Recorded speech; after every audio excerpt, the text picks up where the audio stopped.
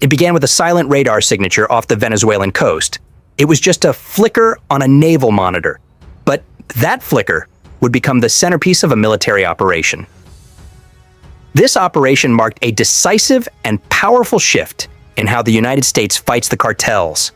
The U.S. Navy had been watching the Caribbean corridor for months. They were tracking vessels that carried more than just drugs. These boats carried violence, influence, and the power of criminal groups that now rivaled small nations. The boat that set off the alarms this time was not an ordinary target. It was directly linked to the Tren de Aragua.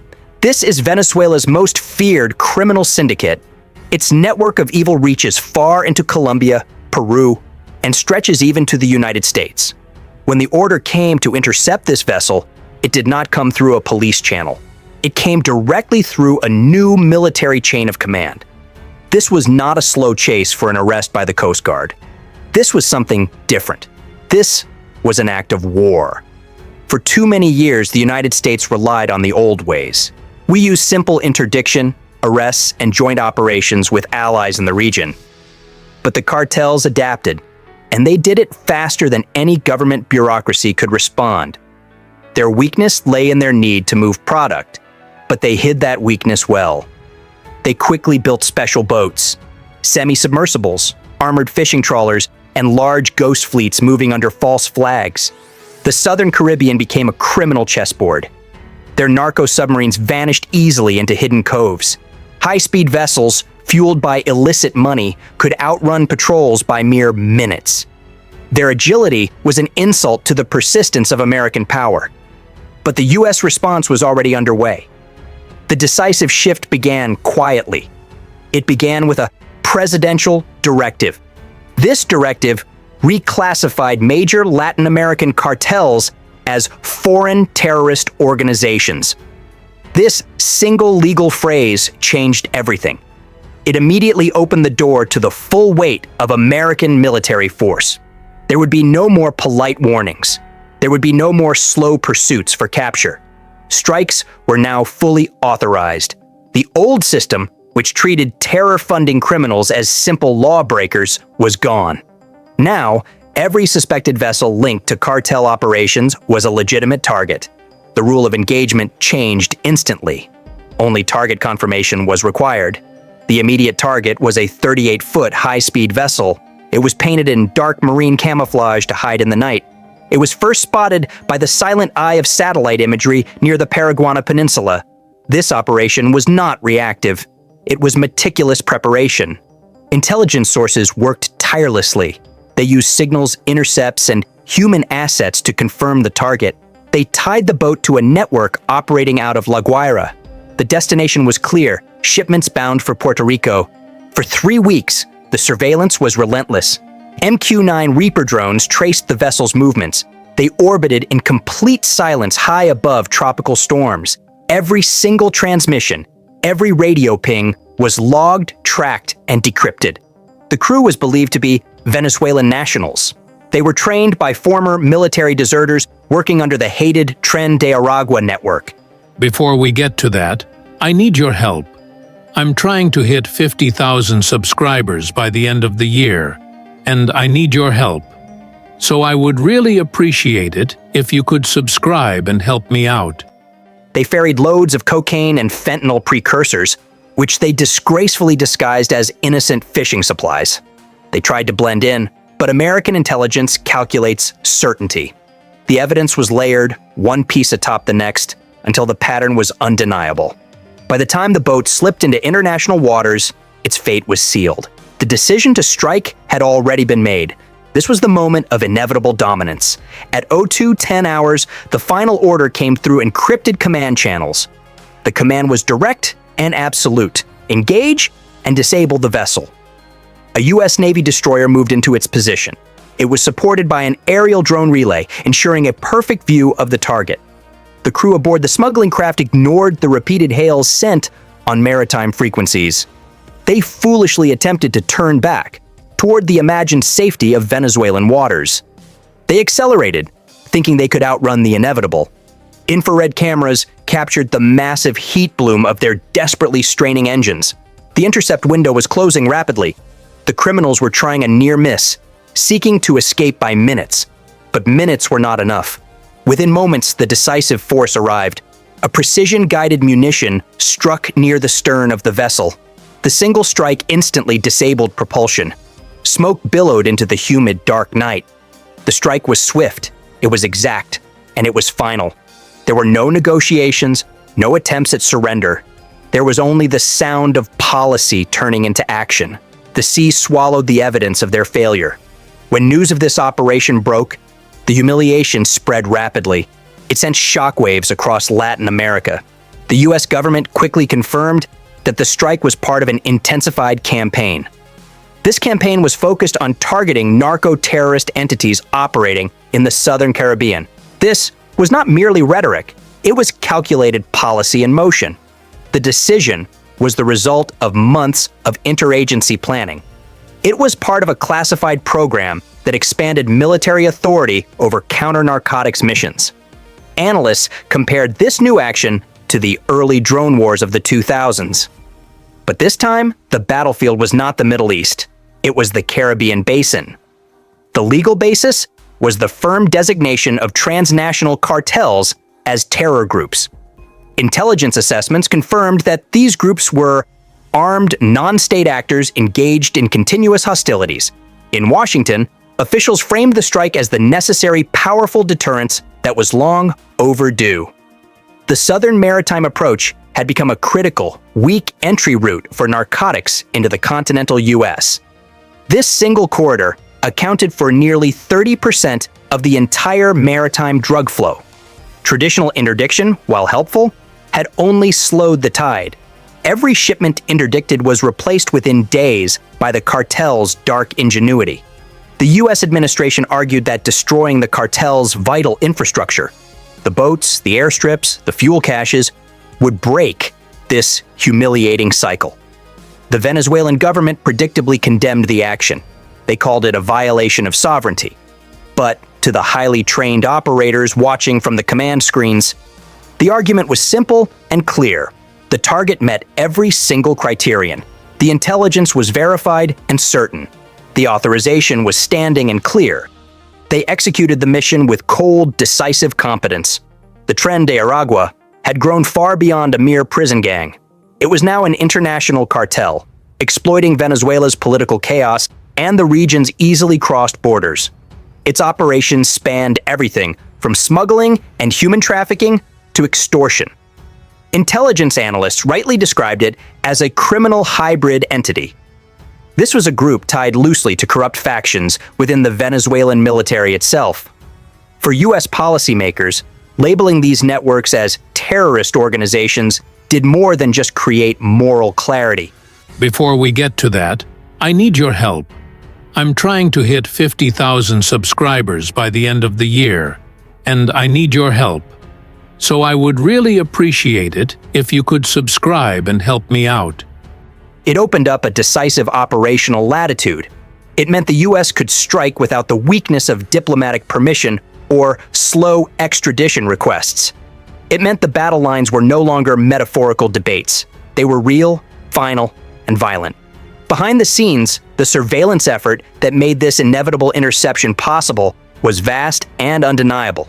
Drones like the MQ-9 Reaper transmitted live, high-definition feeds. These feeds went straight to joint command centers in Florida and Curacao. AI-assisted analytics flagged vessel patterns that screamed cartel smuggling. The system looked for irregular routes, signals that came and went, and sudden speed bursts at night. Intelligence fusion teams cross-referenced this real-time data with intercepted communications from encrypted networks favored by the traffickers. The system did not guess or hope. It simply calculated certainty. Every strike is deliberate, calculated, and grounded in overwhelming intelligence. When the undeniable footage of the destroyed vessel surfaced, the debate was brief. The Defense Department quickly insisted that warnings were issued and then ignored by the doomed crew. US officials emphasized the undeniable fact that the strike occurred in international waters. This placed the action beyond any single nation's weak jurisdiction. To the public, the operation served as a massive, uncompromising show of strength. It was a loud warning to cartels, to governments, and to anyone watching America's decisive return to the region. The operation was more than just a tactical win. It was a powerful symbol of a doctrinal shift. The fight against narcotics was no longer soft policing. It was framed as combating organized insurgency. This change in language mattered deeply. It justified the massive force projection, the relentless intelligence collection, and the overseas operations that once required congressional approval. Within months, naval deployments in the Caribbean increased under Operation Sentinel Shield. This was a regional task force that brought together the Navy, the Coast Guard, and all intelligence assets. Analysts correctly described it as a return to Cold War-era posture. Only now, the enemy was not ideology. It was chaos and commerce intertwined. The message resonated across the world. The U.S. would no longer treat narco-trafficking as a law enforcement issue. It would treat it as warfare. The new rules stated that the cartels had declared war on America, and America would fight back by any means necessary. The cartels tried to resist. Cartels are resilient by design. They will always adapt, but adaptation does not mean invulnerability. They quickly poured millions into engineering stealthier narco subs. They used quieter engines, radar-absorbing coatings, and systems meant to reduce heat. But technology always catches up. The U.S. Navy countered their every move with next-generation sonar arrays and AI-based pattern analysis. These systems can identify even the faintest signatures of movement and propulsion. The lesson for the cartels is brutally clear. No criminal design can outpace superior data. The more they innovate, the faster they expose their own inherent weakness. This escalation of maritime dominance is destroying cartel psychology. The ocean, which they once believed was their shield, has become their constant source of terror. Veterans of the drug trade now speak of sleepless nights. Crews are refusing to launch. Ghostly silences settle when a boat simply vanishes mid-route. Each loss of a vessel is a staggering financial blow. But more importantly, it is a devastating moral collapse. Word spreads quickly in the dark underworld. Every destroyed vessel reinforces a chilling, dominant truth. The U.S. Navy sees everything. This perception of overwhelming omnipresence is the most powerful weapon of all. The cartels no longer know when the next precision strike will come. This unpredictability paralyzes them. It fractures their coordination and completely erodes trust among their commanders. They hesitate now, fearing betrayal by the radar, the drone, or the sea itself. Every single decision they make carries the very real weight of potential death. From the U.S. perspective, this naval supremacy is a powerful vindication of the new strategy. The old model was slow, reactive, and procedural. The modern approach is fast, integrated, and completely unforgiving. The Navy, Coast Guard, and allied fleets coordinate in real time. They merge surveillance data from satellites, aircraft, and ships into single, shared, tactical grids. This fusion of intelligence transforms 1,000 miles of open water into a single, monitored battle space. The ocean, once the ally of the criminals, has turned decisively hostile. The crippling effects ripple far inland. With maritime supply lines constricted and shut down, cartels are forced to shift their routes. They are pushed onto less efficient, far riskier land channels through Central America. This compression of their options instantly drives up costs. It increases their exposure to law enforcement and triggers brutal turf wars over the few remaining corridors. Every interdiction at sea ripples through the criminal hierarchy on land. It reduces profits, delays critical payments, and ignites internal blame and chaos. Financial strain breeds desperate conflict, and that conflict accelerates their decline. The sea, once their lifeline, is now their slow, certain strangulation. The technological dominance is relentless. High-altitude drones like the Reaper can loiter for days. They track suspicious vessels across thousands of nautical miles. When the strike order comes, missile-equipped warships close in within minutes. The sheer speed of the response leaves the criminals no time for evasion or improvisation. Smuggling, which they once saw as a sophisticated art of agility, has become a frantic race against a machine that never tires. This dominance extends even beneath the waves.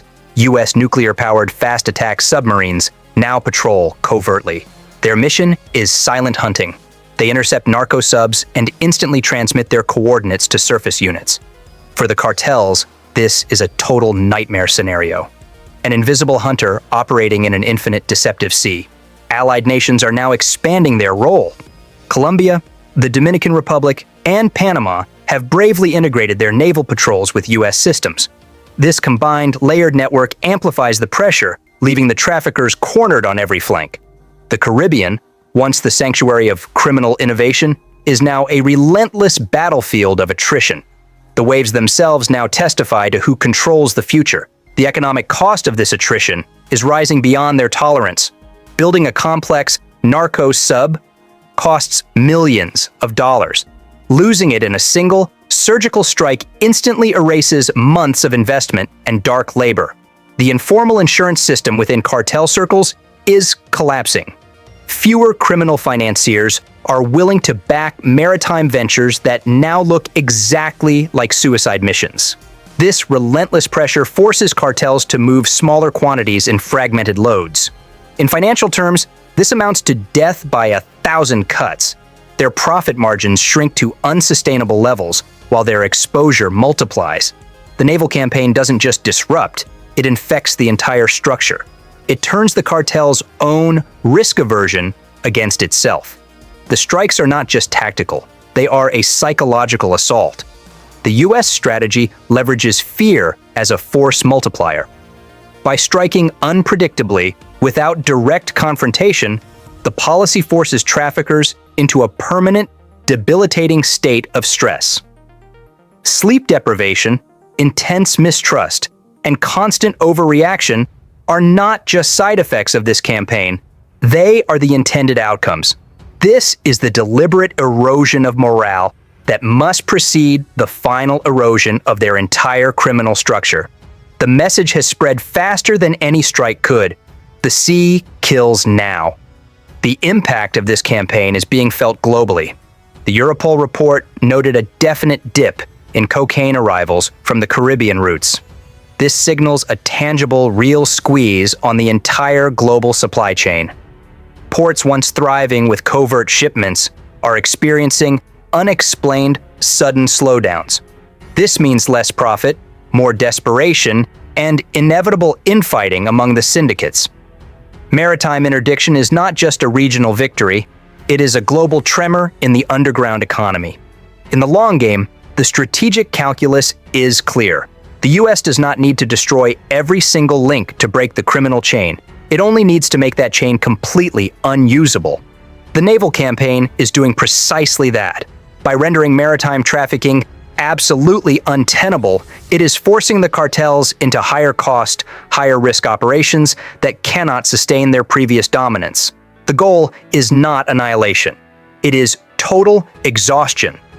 This is attritional dominance, a continuous campaign designed to drain the enemy's resources faster than they can possibly adapt.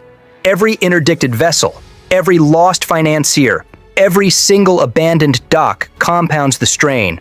Over time, networks must shrink, their hierarchies fracture, and the illusion of their control must dissolve entirely. For the first time in decades, the cartel's forward momentum is finally breaking. The sea was once their kingdom. It was a fluid realm of secrecy and endless profit. Now, it is their certain undoing. The U.S. naval strikes have completely reversed decades of criminal dominance. They have transformed the ocean from a safe sanctuary into a decisive battlefield. Cartel financiers and commanders, once arrogant in their invisibility, are now scrambling desperately for survival on land. Each strike, each interdiction, each public humiliation marks a historic turning point. The complete disintegration of a maritime empire built on an illusion of impunity. This campaign is not just a military operation. It is a psychological, financial, and strategic assault on the very foundation of the global drug trade. The traffickers who once ruled the waves now see only immediate risk on the horizon.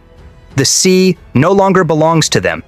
It belongs to the silent watchers above, the powerful ships below, and the quiet silence between. In that silence, the cartel's power is visibly drowning. The lessons learned are being permanently encoded. The interception was a clear proof of concept.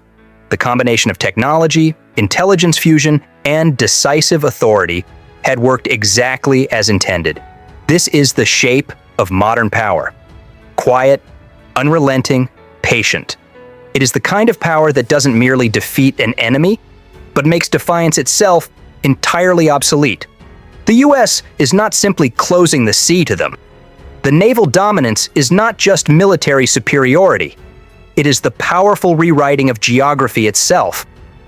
What was once infinite and safe for them is now finite and deadly. The ocean, once their greatest asset, has become their most unforgiving trap. The blockade is not a physical wall, it is a clock, ticking down the era of cartel dominance, one decisive interdiction at a time. This takedown was just the start. The fight isn't finished. On your screen is the next video. Click the video, it opens right away, and you'll see the cartels crushed even harder.